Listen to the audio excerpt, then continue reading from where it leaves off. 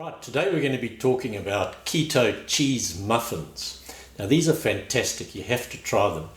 And the beauty of it is they're so easy to make, and they're also gluten-free, but obviously check your labels if you're gluten intolerant. Now the recipe I'm going to show you today is just the basic version of these muffins, but you can jazz them up if you like.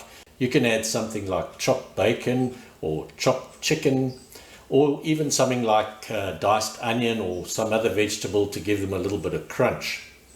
And they keep pretty well in the fridge for up to about a week, but you can also freeze them and then just take them out as you need them and thaw them for 10 or 20 seconds in the microwave. They're very easy to make, so I'm just going to run you through the recipe quickly, so let's get going. Right, I'll just run you through the ingredients quick. First of all, you're going to need 2 cups of almond flour, some baking powder, 3 types of cheeses, cheddar, mozzarella, and parmesan, 1/4 cup of melted butter, 1 egg, and 1/2 cup of sour cream. So let's get going.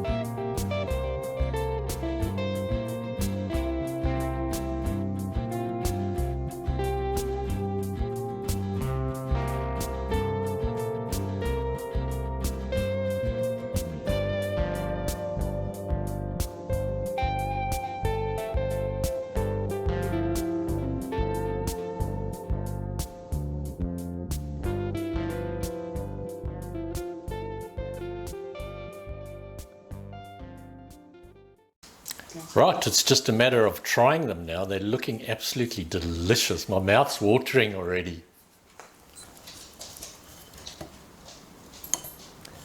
I think I'll try the crispy piece. Here we go.